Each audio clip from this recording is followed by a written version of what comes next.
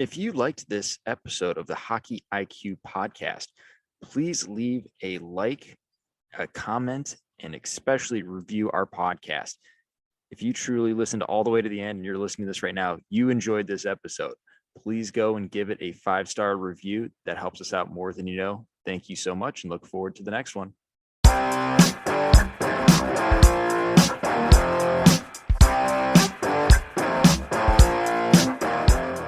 On the Hockey IQ podcast today, we bring on Cassidy Preston out of the Greater Toronto area. Doctor, I should say. I don't know. You don't have it on your Zoom here, doctor. So, what's the proper way to go? Yeah, well, the formal is Dark Cassidy Preston, but you can call me Cassidy's good. So I'm just trying to mess with your mind from the get-go here. So I'm already thrown off, so I guess we'll just have to dive into it rather than do the pleasantry. So, um, mental strength, mental performance, consultant, coach, etc., relationship builder. You've got a background in hockey, so like, what was the shift from like playing to finding interest and deciding, you know what, I'm going to take so many years of my life towards education that I'm going to officially be able to put the DR ahead of my name. yeah, the pretty much my own self-preservation. Like when I was a player, my mental game was so inconsistent. I got to work with a sports psychologist when I was around 16, 17. She was great. I was like, oh, that seems like a really cool career path. And then I've read tons of books. I was always interested and continue to like work on my own mindset. And then I was like, oh, maybe this will be a career path. So I didn't know what else I wanted to do. And then eventually I was like, I'm not that good of a player. I think I should stick to school than than go play in the minor pros. And so it slowly built into that. And I was like, well, might as well do my PhD. And then I continue to learn because the field itself, especially in Canada, is not like well established, or at least it wasn't back then. I think it's becoming a bit more accepted and common now. So it wasn't like, oh, yeah, this is an easy career path to go get into. So I was like, well, I might as well maybe stay in school and keep building up my foundation. So that's the Coles notes. There's definitely lots of challenges and hesitations along the way, but it was a slow thing. And then once I finished school, I was like, all right, let's give this a go. And I started to get after it. Did a lot of speaking, work with teams, get the name out there, build up my own system for how I want to coach and work with athletes and on the one-on-one mental game level. And then now got a whole team around me and a bunch of coaches. So continues to snowball. So it's we'll see where things go next. So I'm curious from your own playing game, like what were some of those big mental breakthroughs that you had of like, I'm a complete mess in this situation that boom, suddenly I can handle it. I've got the tools. Yeah. Well, it probably didn't fully get all the things to click till probably my last year at like U of T in varsity. So it wasn't like I figured it out quickly. But some of the big ones for me, uh, managing my own frustration levels, like I would, slam my stick, get really angry, which sometimes would help me play well, but then sometimes I'd take some stupid penalties. So that's a pretty common one. Probably the biggest and most common one a lot of athletes struggle with is like the yo-yo confidence. So I'd feel great one day, I'm rolling, and then I'd be so dependent on the results that if the next day I like don't get a point in the first and like turn the puck over, then I'm beating myself up. So it's just learning to separate from the results themselves. And it's such a hard thing because we want the results, but how can we detach from them and just play our game and be consistent with that? And so that wasn't something I really kind of started to embrace and own until my last year. And even then, I wouldn't say I was that good at it. And it was, um, I didn't have all the tools then. And so that's what kind of got me to be like, oh, let's keep trying. And like, I got better, but like, how can I help athletes get there a lot quicker? Because it was like 10 years of working on it.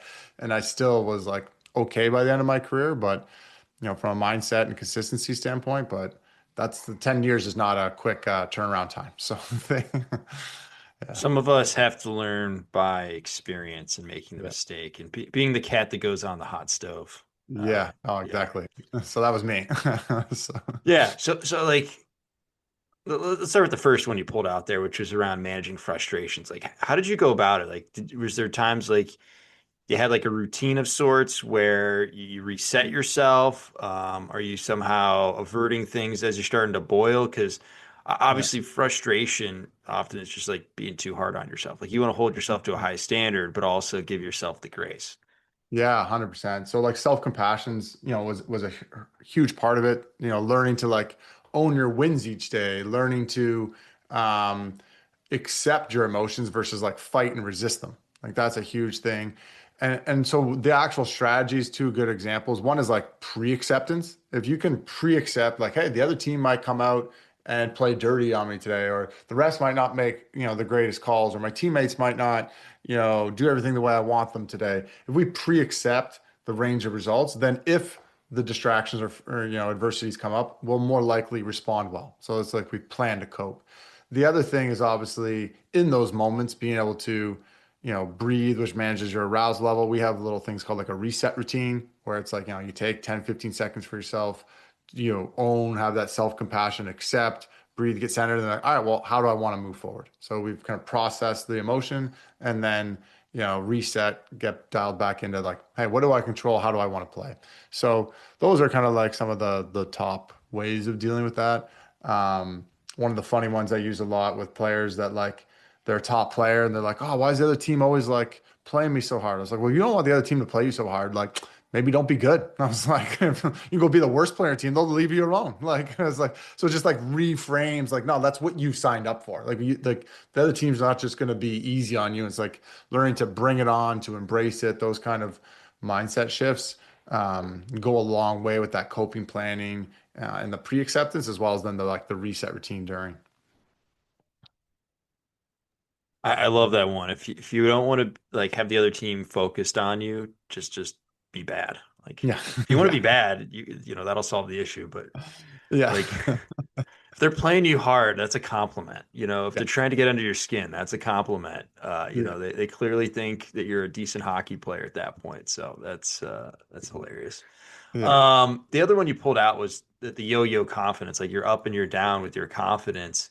And like the thing with confidence for me is like just sustainable. Like, how can you have confidence sustain? Like, there'd be times where you're going to be feeling a little bit higher and sometimes a little bit lower, but still have that like Yeah. that grit of like, yeah, I'm meant to be here. Like, I can Yeah. be here, rather than Yeah. like top of the world or like I don't even deserve to be in the spot that I'm in. Yeah. Yeah. Like, how do you find that middle point, or at least closer to? So, what would you say? Like the sound waves, instead of being so up and so down, are just a little bit more muted, where just a little up, a little down Yeah. and hopefully our base level goes Yeah. up because I've noticed just in like players that improve consistently and go further, like there's a Yeah. higher baseline confidence of like I can figure it Yeah. out, I can do it Yeah. type just built in. There might be some conviction and stubbornness built into the personality, but there's obviously Yeah. plenty of tools that go into gaining and sustaining confidence. Yeah, no, it's a very interesting topic, and I think each person's going to be a little bit different because there's different personality traits. Like you got the more stubborn person, you got the more, emotional, kind of like that. The some that are so worried about results, or some that are so worried about what other people think.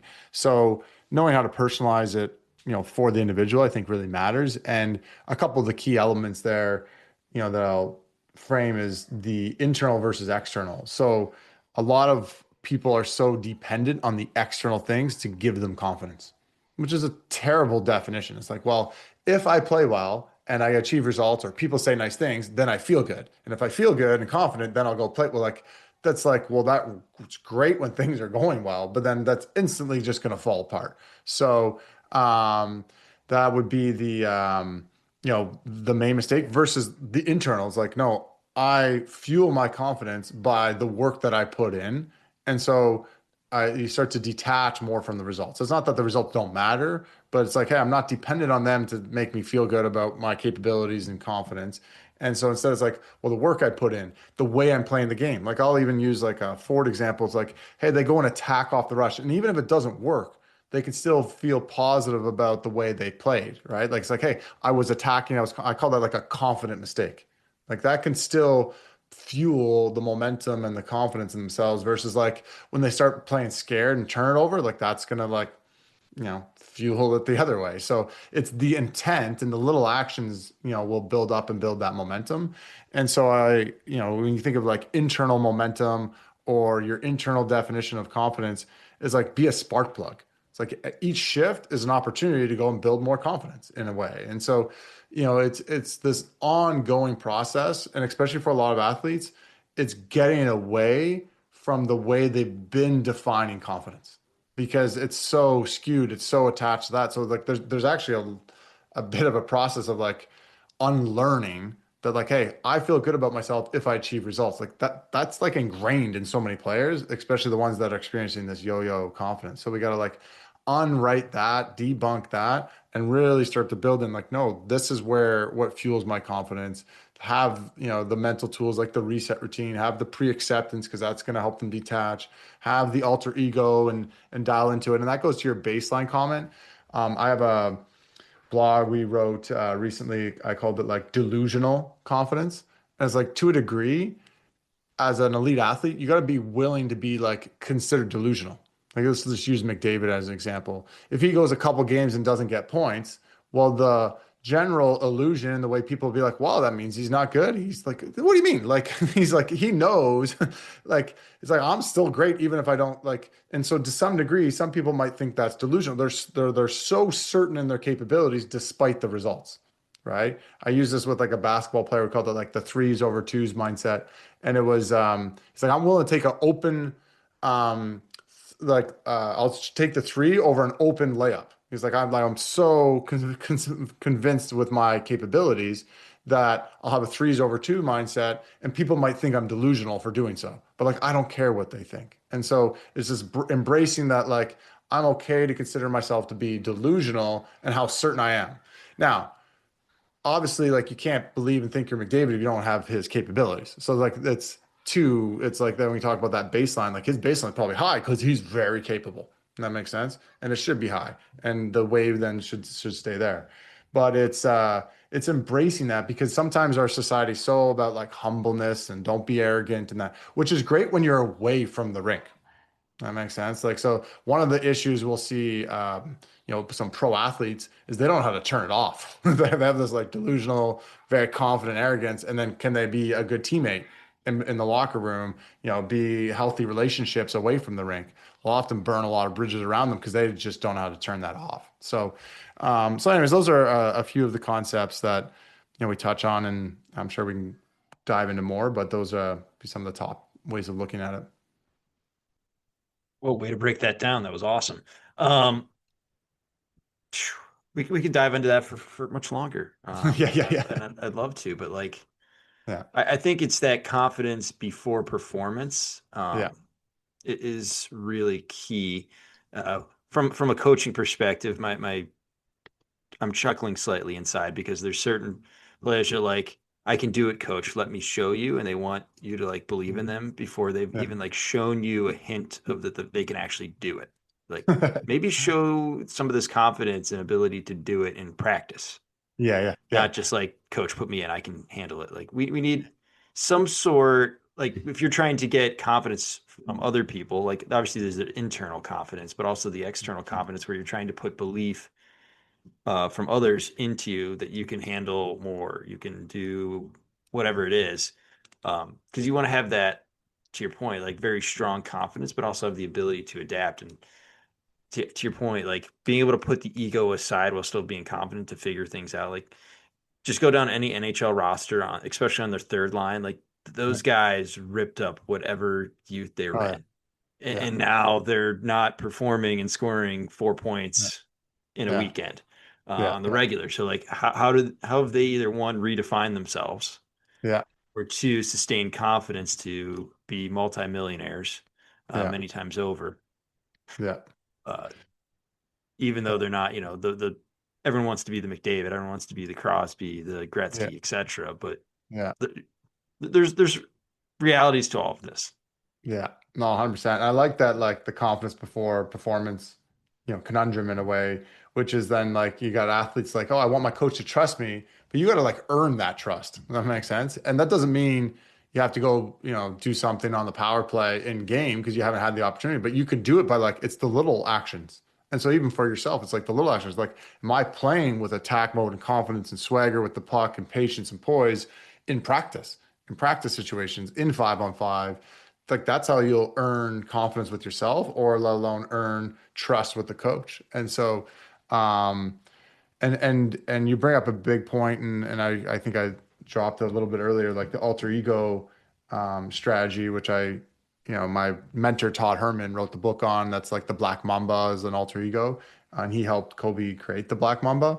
It's one of the fundamental strategy we use, and it's a great one for confidence because it's like, hey, let's step into this mode where like I'm gonna go and play this way and have these feelings and this mindset, and regardless of the results. Does that make sense? And so you got to personalize that, for the player. And I think it can very much be a helpful tool for those athletes that are like, oh no, they need the performance to fuel their confidence. Like, not like that's not a sustainable model. Even if it does work for a while, it's eventually going to plummet. So, there's lots of different examples of that. But yeah, no, it's a fun topic. I'm glad it resonated with as a coach because you're like, you're like, and then it's so common too. I'm sure you felt this. Athletes blaming their coach for taking away their confidence, or they need their coach to say things and give them opportunities so they get confidence. That's just another example of being dependent on the external things to fuel your confidence. Like, no coach gives a player confidence. Like, I don't give them confidence. They come to me to work on their confidence, and I give them tools, like, but they still have to own it. It's not me being like, hey man, you're so good. That doesn't give someone confidence. A common parent mistake I see, in junior athletes or minor hockey is the parents are like trying to pump them up and praise them, and they're like, that's going to give them confidence. That's not. It's actually often does the opposite, because then they're going to be like more critical with themselves because you're being so nice to them. And so we got to learn them, or teach them to learn how to accurately reflect and own their capabilities, and own who they are, and their own confidence level external from the results. So, it's a big topic, and again, it's very individualized in a lot of ways, but those are some key frameworks. Yeah, I kind of want to go to your point there with like parental praise. Yeah. Like there's a big difference between saying, "Hey, you're so great. Look how talented you are," versus, "Look how great you are. You work so diligently." Hmm. And what are the ramifications off of that, and the big difference between the two? One is Yeah. like, to your point, the external and the results.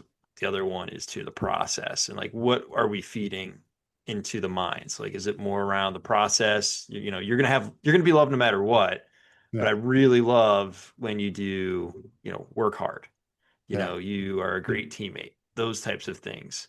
Yeah. Sustainable confidence builders, less yo-yo versus those with the results. You're great. I'm very proud that you scored so many points.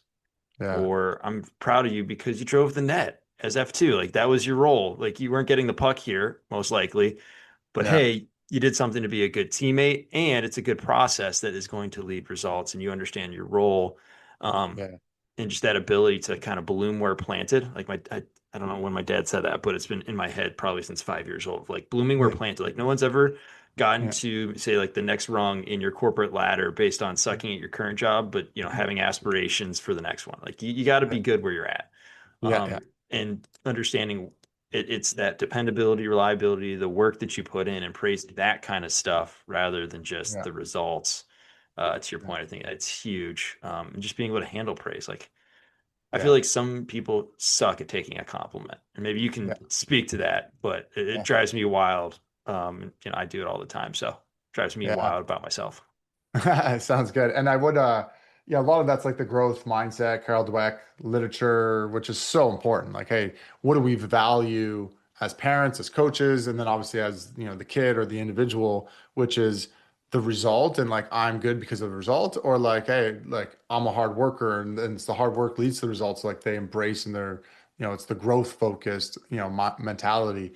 And so that praise towards their focus, their effort, their resilience, like that's what's going to create now a mindset that values that, which is going to be healthier in the long run and more optimal. Now, the one of the interesting things out of that too is probably even a deeper, because it's so well known, that literature for the most part, but it is not easy to apply.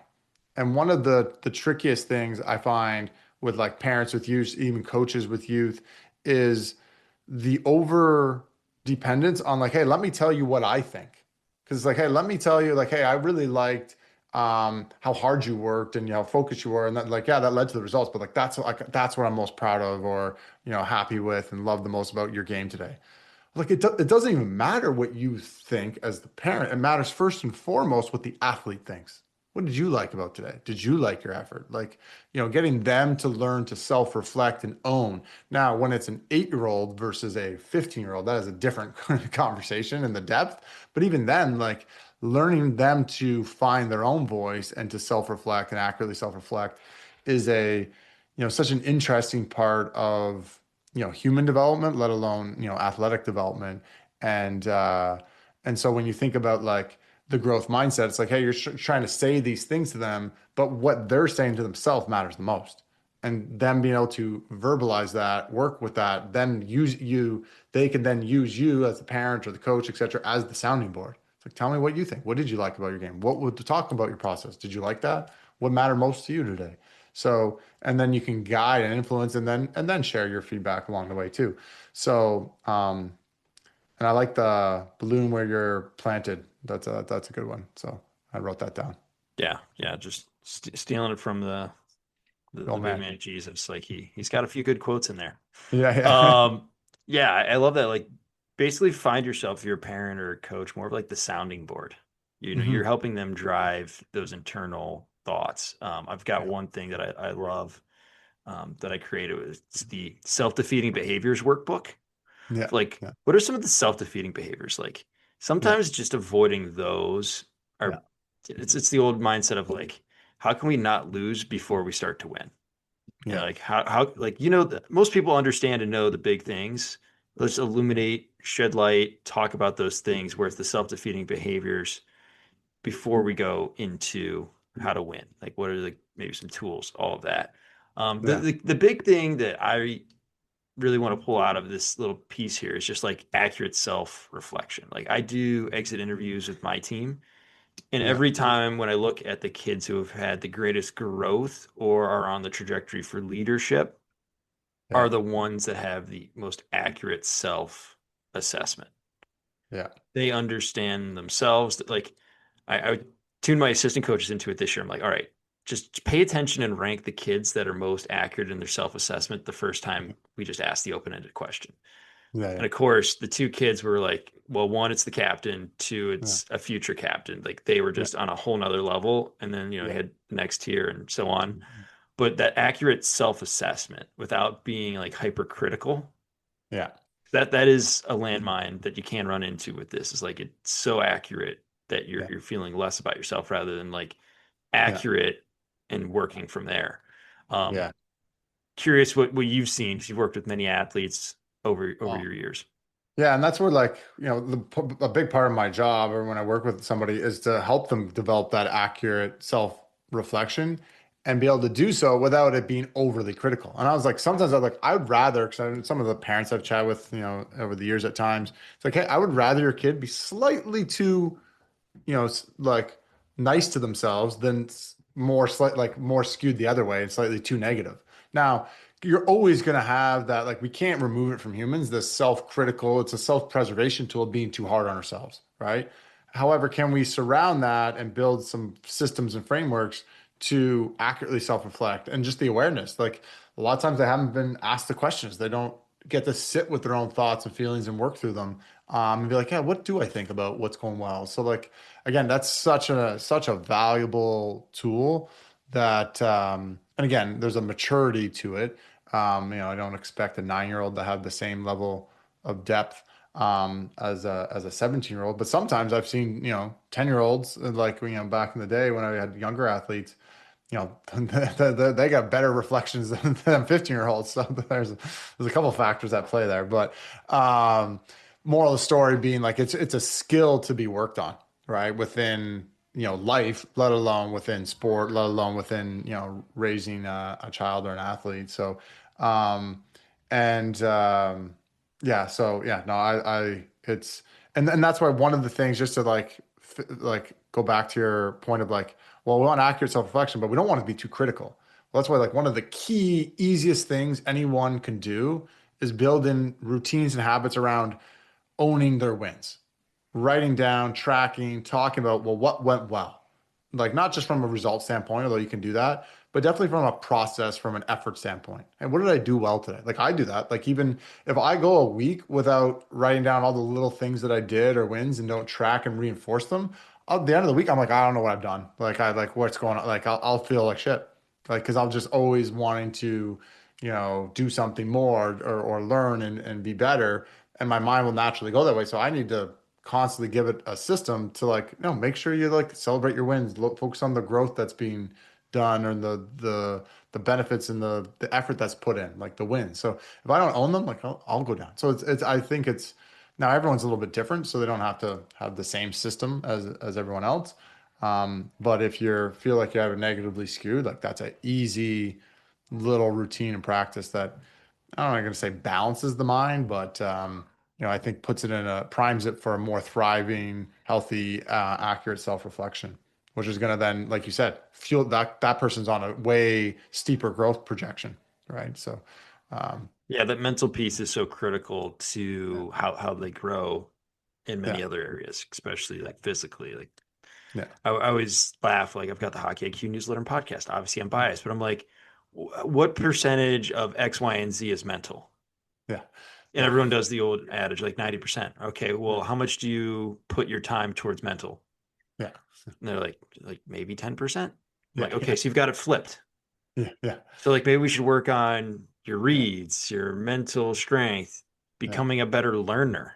yeah, Those yeah, types of things would be more helpful than just going to the gym and getting ridiculously strong and shooting a bunch of pucks. And, yeah, half the time they're not even intentional, if not more. yeah, What's going to actually be more valuable to you. So yeah, I love that. The other piece that you mentioned was just like pulling awareness. Like maybe you've never thought about something before. Just the simple yeah, question that someone asks that sets you off down a path of positive change, which they may or may not see. I feel like yeah, half the time as coaches, I'm just planting seeds and hopefully they bloom in, yeah, 5, yeah, 10 years when, I'm not yeah, even around. But yeah, just like asking and bringing awareness to areas, which obviously creates some internal angst of like, oh, really? Crap, never even thought about these things before, but yeah, also leads to really strong foundations and roots. And when yeah, we're blooming in those areas, it's very strong and often very yeah, positive. yeah, Just sitting with awareness. Like I just want to raise that. But then the second piece of like owning your wins. Like everyone sees the mistake and they want to, fail forward, or hopefully they're failing forward. But also hmm, understanding like, and I try to do this with my team because so many coaches, when they do film sessions, they just focus on what went wrong, what do we need to clean up, yeah, rather than the second piece of just like, well, what did we do well that we want to repeat? Like yeah, those are clearly big rocks yeah, that we need to continue to do. yeah, Yeah, we want to maybe clean up some of these small areas, but what's actually bringing us success? yeah, 100%. And Let's it's keep almost that. like even just as a simple, like you wouldn't do it exactly this way. Your team plays great. Um, throw a few wins, but I would throw more like challenges. Team like has a tough game. Throw them like, hey, look, but we're still doing some things well. Like it's almost like the opposite of what we would naturally want to do, and which would create because again, think of like what does what helps a winning streak?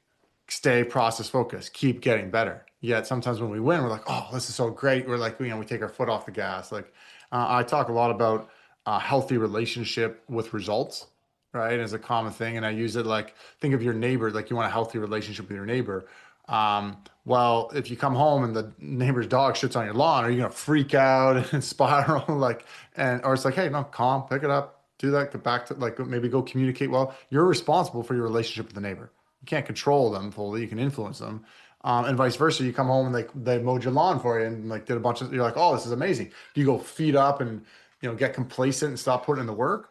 Or do you like go and thank them, maybe return the favor? You keep putting in the work. Like our relationship with results matters because we get so many athletes that have an unhealthy relationship and they're overly, reacting to the positive negatives, or they're overly thinking about it. It's like before the game, and like, oh, I wonder what's going to happen. Like, it's like, man, just enjoy where you are right now. Like, it's like if you're on the ride home and you're worrying about your neighbor, it's like, no, just drive home and enjoy the drive home. And like, whatever happens when you get there, deal with it. Like, and so people are not learning to stay present. And so, that goes into some of that, self-reflection And I really like you said, like sitting with the awareness, being able for someone to be like, what is it like? Often what I'll do like in a coaching session, let's say they're like 20, 30 minutes long often. Like I'll throw out two, three, four ideas almost all around the same thing. And I'm like, I just want one to stick. Does that make sense? Like if one sticks, like I was like, sometimes it's the first one, and sometimes it's like, no, I've got one.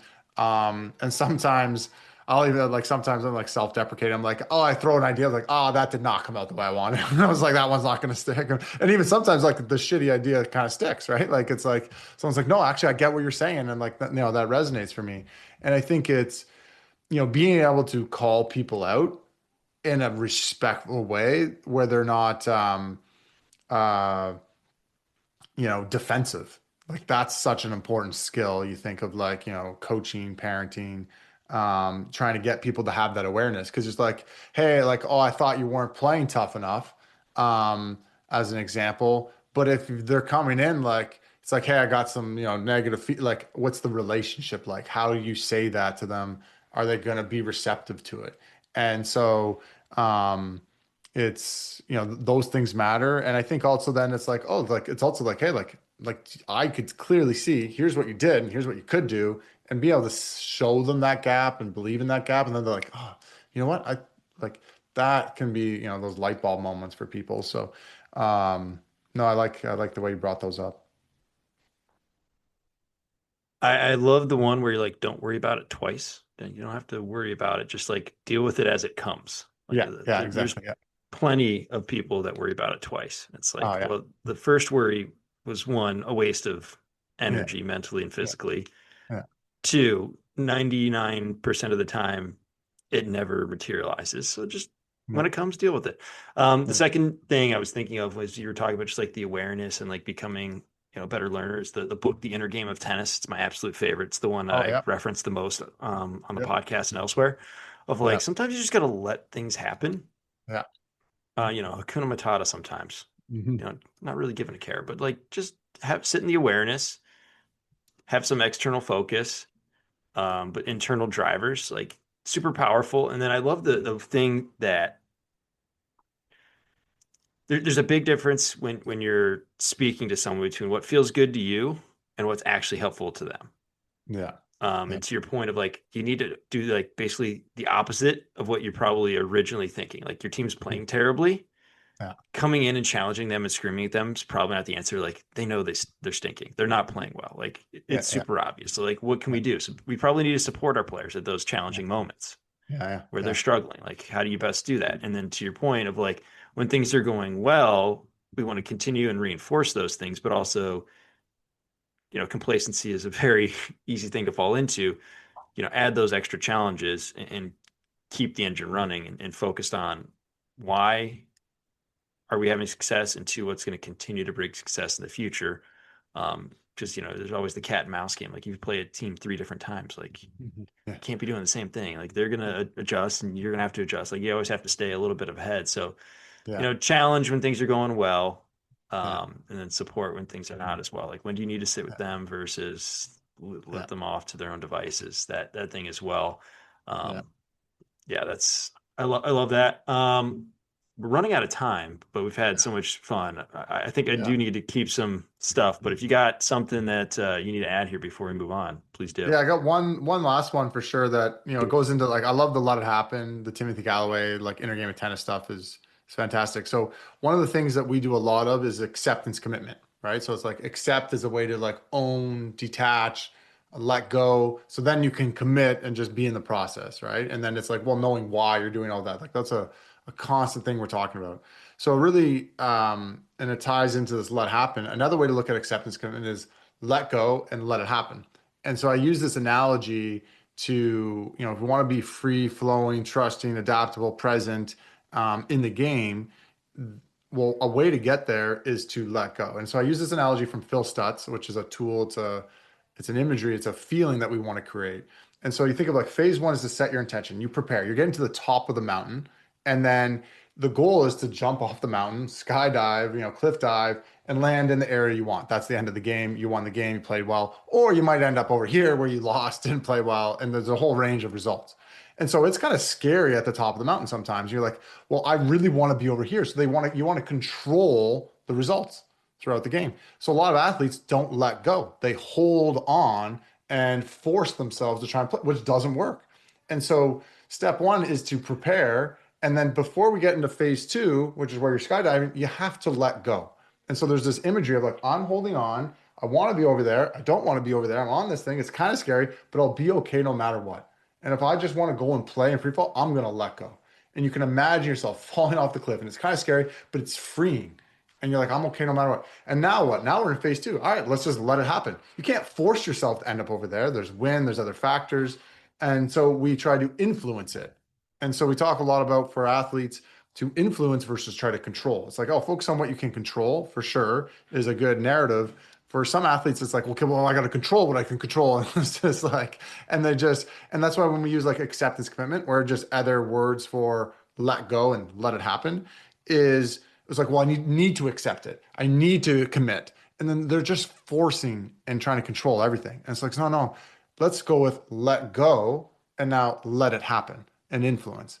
And so that's that's Timothy Galloway 101, like let it happen, trust yourself and influence.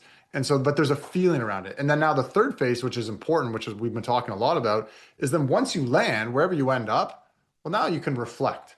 And now you can get into what I'll call like even scientist mode or judgment mode. Okay, what went well? Okay, definitely do that because otherwise you're really critical. But also, can I learn? What could I do differently? And now is your time to like analyze it in a way and own your wins and reflect and learn and grow. Versus sometimes people are still free falling and they start judging and they're like, oh my God, like this isn't going well. It's not going. It's like you're still falling, like just influence, like still let it happen. Or sometimes while they're free falling, they start to go back and try and grab on and they start to control again. It's like, no, no, let go, kick away from the cliff and just free fall. So it's a very powerful analogy of like kind of like the three different modes of the mental game. There's a before where you do want to think and be intentional about who you want to be in your process, but then we let go. I don't really want athletes thinking during the game. Like they are thinking, but they're just more trusting their instincts and they're letting it happen because they're well prepared. You're not well prepared, you're kind of screwed. And like a good example for overthinking is often you overthink because you weren't thinking enough before. You don't have the coping plan, the intentional, you're not as prepared. So then you're gonna like mind's gonna spiral and try to, sort things out. So, but those three phases are very helpful. Let go, prepare and then let go, and then let it happen. Just be a performer, be in the moment, be adaptable, enjoy, the free fall, and then reflect, learn and grow. You can be a bit of a scientist and judge, and don't conflate them and overly confuse them too much. Know what phase you're in. So, yeah, I figured I'd share that because when you said to let it happen, I really like that. One of my newer kind of simplicity ways of like compacting the mental game into like, oh yeah, this framework, and then knowing what it is for the athlete. So, figured I'd share that one with Just you. that release though, like it's such Yeah, a powerful thing where like you yeah, don't have to control everything. yeah, yeah. Yeah. And so that's Super, huge for super athletes. impactful. Yeah, In life, I've known uh, many people in many vocations where, yeah, it can even be life and death. Like they deal with that all day, and then yeah, they want to have the control because they're trying to, but yeah, then it bleeds into everything else. And it's like uh, something's just got to be. Like we're yeah, human beings, not human doings. Like you don't need to yeah, control and do everything. yeah, Like just yeah, chill. yeah, 100%. Um, One of the things that I picked out from what you sent over before Hmm. we connected here today was around physical preparation as part of mental preparation. Um, Hmm. like sometimes you have to do some hard things, and it helps build into like part of the mental prep, the confidence, things like that. So you Yeah, can just expound on that because I think that's something that people forget is like we are physical beings. Like we do operate in a physical world in space. yeah, We're not just free floating on the internet, just our minds plugged in and we're never doing anything. Like you need to have the physical preparation as part yeah. of all of this. Yeah, 100%. And it's there's a couple sides. So one is like it doesn't matter if you're super well mentally prepared if you don't have the physical capabilities. There's that side of it. And then there's also like, yeah, we talk about like the book's mindset first. We talk about getting mentally prepared. And then but you still got to go and take action. And when you take action, it actually can fuel back. It's a feedback loop of like, hey, look at the action I took. I'm showing up the way I wanted to. I'm making progress, development. That fuels your confidence, your self-belief. It builds momentum, right? It bridges the inner world with the outer world. And so we want momentum on both sides. So it's we were talking with my coaches yesterday just about like, what comes first. Like well, if I take action, then I'll have confidence. And if I have confidence, I'll take more action. Well, it's like it doesn't even matter. Just like take action is kind of like the easier one to do sometimes than like, well, I have to have the right mindset around it. It's like, no, you don't. Just like have an okay mindset and just but like go and start making progress. And so, it's knowing that both sides matter because obviously I'm going to talk about and reframe like, oh yeah, the mental game matters so much, but like, yeah, this stuff matters too. Like sometimes we can over talk about it. It's like, let's stop talking. That's why a lot of my coaching sessions aren't long. I don't want to over talk. Like, let's just talk for the sake of it. Like, no, let's learn, reflect, own, and then have a plan and now go get after it. Like we're done here. Like we can shoot the breeze if we want, but like let's I'm not just gonna talk in circles for the sake of it because that can actually cause problems, right? And like you're just creating narratives and you're getting caught up in your own cobwebs. So we want to be more we got to listen and understand, but we want to be a little more direct sometimes. It's like, no, just go and do this. Like then see how you feel. Like so anyways, yeah, no, so I'm Yeah, glad you brought don't that don't up. over talk. Yeah, that's Yeah, its own thing. Like yeah, part of the overthinking. Like you don't want to yeah, overthink, don't over talk. Like you want to yeah, find that nice middle piece, that yeah, proper amount, not too high, not too low. yeah, But yeah, just whenever you're in doubt, take action.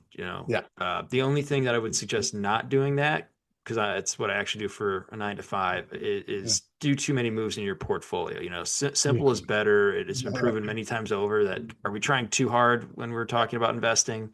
Yeah, yeah, yeah, Definitely a thing. But otherwise, in like yeah, most problems of the world, like yeah, go for a walk, go get a yeah, lifting session in. Like yeah, that'll start the loop wherever you want to go on a very yeah, positive note or foot. Same thing. You never trade angry. yeah, You should go and get a yeah, workout and come back fresh. yeah, Uh, so love that. One other area I really wanted to kind of go towards, because I yeah. know like it's a struggle as young people grow, is just like the consistency. And there's Hmm. many little bombs that can go into the consistency. It's like, I don't feel like it today. Hmm. That would be a classic. Hmm. Struggle with, going through the boredom Hmm. piece of it. Hmm.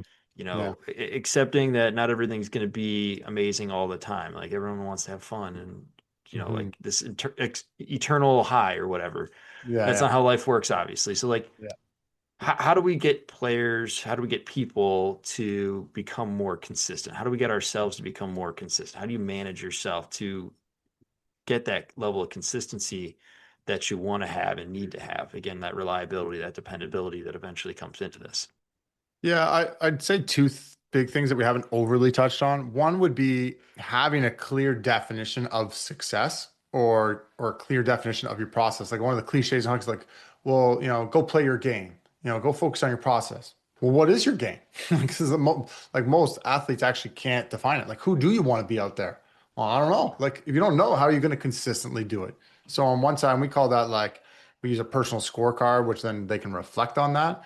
So I think that's a huge component of like when I have the puck in these scenarios, how do I want to feel? Not just what do I want to do, but how do I want to feel? Like what are these key components to my game? Like we talk about like pillars are good examples. Like a lot of D uses like you can't beat me mentality. So it's they know they're gonna get beat sometimes, but like want to feel like when they're in a battle or gapping or situations like you can't beat me. Like if they're doing that and they bring that mentality when they play, well, their consistency is gonna go quite high, right? But a lot of players aren't clear on like how do I want to feel, who do I want to be when I'm out there. So then some days they're like, well, I feel like you can't beat me, and some days like, oh, I'm just gonna try and stop guys. Like that's different. Like you're gonna play different if you're thinking and feeling different versus no, let me get dialed into this. This is my definition of success. Let me hold myself to this standard. Again, some days you're going to stop everything. Some days you're going to like the results will still vary, but your mentality can be a lot more consistent because you're clear on it. So that's a huge thing in life, let alone obviously in sport. So it's just being clear about how you want to show up. And then the other interesting side of it is knowing your like the why. And one like, I'll give a funny way to look at it is like if you're an up and coming athlete and there's an up and coming athlete and they like and they're interested in it, but it's like they don't really love it. It's not their life's like they're just probably not going to be that like me with golf. I love golf, but like I'm not going to be that consistent because I'm not going to put in the work to ever become that. Like, and I'm cool with that. Does that make sense? Like, so now, so does that apply to a 15-year-old that's up and coming and like, hey, can they be more consistent? Maybe. Like, let's not force them into a hole. It's like, hey, they need to become a pro. It's like that's their choice. Like, you know what I mean? It's like, and so sometimes we, a parent or a coach would be like, oh no, we got to hold everyone to the same standard. Do we have to? Like, does that make sense? Like, do we have to hold everyone to the same standard? Of course, there's certain standards like a team protocol or something like we'll hold the, you don't have overly modified, but like not everyone's just going to be as, love the game and intrinsically motivated. So when an athlete's intrinsically motivated and they stay connected to that why, they're just instantly going to become more consistent as well. So there's there's two sides to that. One is, well, let's not force a round peg into a square hole. If somebody's just doesn't have the same love and heart, like a common question like parent, well, how do I get my kid to want to go and shoot pucks? Well, I don't know. You can't make anybody want to go and shoot pucks. You can create the right environment, but like if they don't want to, like that's okay. Like not everyone has to go to the NHL, has to shoot all these pucks. Like, let's create the environment. But then on the other side, it's like making sure they stay connected to the why and that they are enjoying the definition of success, right? Not the, well, I'm enjoying it because we're playing, a fun game or because we're winning, and then I don't have fun when we're not. No, I enjoy going to play and have this you can't beat me mentality. So then you can now have fun in a way like you don't always. Sometimes they are. They're like smiling while they're just shutting the other guy down. Like I mean, like it's like they are having fun in it. So because their intrinsic drivers, their love of the game is connected to the process, not the result. So that's it's kind of long-winded in a way, but the two-prong way is like staying connected to a core intrinsic driver or why, and then having a definition of success, and then those two things are actually connected. But I did a couple tangents there, so yeah, great question. Yeah, let me simplify just a small piece of that Yeah, beautiful thing. A ship without a port has no favorable winds. You need to have that port or that North Star that guides, so yeah, you can have some favorable winds in it. Like just from like a decision-making tree, like what to say yes to, what to say no to. yeah, If you have that definition, suddenly these like yes or no questions often become very clear and very easy. Like the decision yeah, making process becomes easy. Like, oh, am I yeah, gonna eat this bag of potato chips? Probably not. yeah, yeah, yeah, Feels good, but I'm tying it back to, that identity piece of sorts or that North Star. yeah, So I love that. Um, I've got three areas left. So maybe we hit this quickly here. Like yeah, what are some basic tools for handling adversity? Like for me, I'm always trying to get ahead of like adversity is going to come. Let's be okay with the fact that adversity is going to come and have some general vibe of like, okay, here it is. It's finally here. Yes, it mhm, does stink, yeah, but are we going to crumble or are we going to try to, I hate saying raise to the occasion because yeah, usually it's not that. It's just like keep the course, focus on what needs to get done. Like my mental toughness definition is the ability to focus on the next most important thing. So like, what hmm is that we need to do as this crappy moment is happening or situation? yeah. Yeah, for sure. So I like how you said like the pre-acceptance, which we talked a little bit about at the beginning, is a big part of it. It's like if you're prepared that things will come, then you'll be way more likely to handle it well. And then while you're in it, it's like embrace it and like, hey, well, let's now move forward through it. So versus like, oh, resist it or avoid it, or shut down in it. A couple of the maybe analogies that I like to use to help people through that. One comes from Brian Johnson, it's a bonfire analogy, which is like if adversity is a gust of wind, he's like sometimes there's big gusts of wind come. Are you going to be a candle that like flickers, gets like flamed out, like loses its fire, or are you going to be a bonfire? And if you're a big enough bonfire, big wind uses it as fuel to grow. And so it's a simple like contrast, be like, all right, this is an opportunity for me to grow. And that's like we use a fantasy nightmare collapsing thing a lot from John DeMartini, which is around there's always a silver lining. And so it's like, hey, the tougher situation, sometimes there's a huge growing opportunity, right? Like I had some of my work in the playoffs with some of the Oilers guys, and there's like, major adversity comes in. It's like, hey, how about this is a huge growing opportunity? Like, let's spin this in a way that we don't deny the shittiness of it, but how can this be, an opportunity for us to grow and come back that much stronger? And so it's just, that mentality, I think, is not easy to apply, but like you can get in the habit of doing it and being open to like the growing opportunities and things that come from it. And sometimes those growing opportunities, like, well, it gets me back to the basics. It gets me back to the love of the game. It gets me, it gives me more hunger. Like it can fuel you in different ways. So, yeah, so I'll leave it at that, but that would be the quick way to answer that. Love it. Adversity is a growing opportunity. This stinks. What can I get out of it? Yeah, And everyone is a opportunity, right? Like you have a yeah, great coach, great opportunity to learn. yeah, Bad coach, also great opportunity to learn. yeah, yeah, One, you can yeah, take what you love, and the other, you can be like, I don't want to ever do that or be like that. So, like, yeah, everyone's an opportunity yeah, that is in front of you, etc. So, I love that. And then the last piece I kind of want to go to is just like we've talked about a lot. Tough to remember and work through this. So definitely listen to this episode many times back. But like if we had to boil things down into the cheat sheet or summary, what are those key items on your cheat sheet, mental game cheat sheet, mental game yeah. summary? Yeah. So um, I would go the three phases, which are phase one, set your intention. Know who you want to be, which is that we kind of we didn't get too much in unpacking that, but like, how do you want to show up? Like, what are the keys to your game and how do you want to feel? And then let it go and you go into phase two. Now just let it happen. Like, stop trying to control things, force things, be adaptable, enjoy the game, enjoy the free fall. And you know when you've into that feeling or not. And so you can't force it, but let it happen and then reflect. Now it's the time to judge in that. Have some self-compassion here. Have you can have a bit of judgment at the end and learn and grow and own that. And within that, like one of the overarching things that comes throughout, and especially when you're setting the intention and getting clarity on who you want to be, is take an inside out approach versus outside in. So the whole premise of the mental game is you go inside out.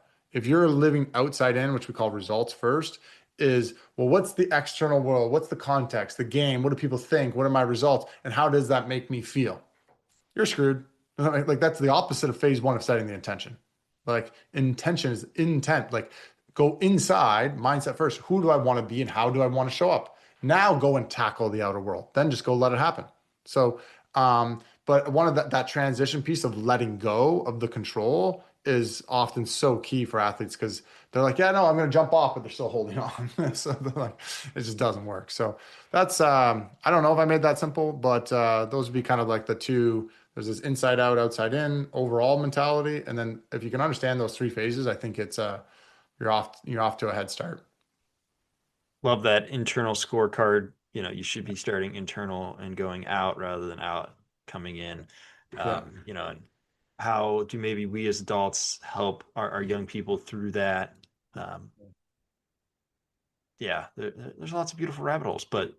Cassidy, thank you so much for coming on, sharing the expertise. Give yourself a 30-second plug, and let's call it a wrap. This is wonderful. We're not going to just blow smoke for blowing smoke. Yeah, yeah. Thanks, Greg. Well, appreciate you having me on and great to connect. Yeah, my people are interested in the book. It's a great way to like dive in and really get some concepts pretty easily at it's called Mindset First. You get it on Amazon. And then you can learn more about the one-on-one coaching services at cpmindset.com, whether it's working with me or I got lots of great coaches on our team. And you go check it out, cpmindset.com. That's it. We have some social media stuff too here and there is always good. And we got a newsletter, but you find out all that at CP Mindset as well. So thanks so much for having me on. I enjoyed the conversation. Beautiful. Thank you.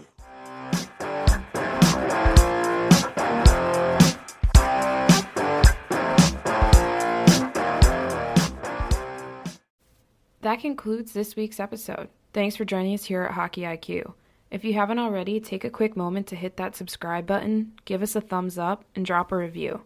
If you want to be a great teammate, even recommend us to a friend. You can follow us at Hockey's Arsenal on Twitter and Instagram. Check out the website hockeysarsenal.com where you can subscribe to the weekly newsletter. You won't regret it. Catch your buttes here next week for a brand new episode.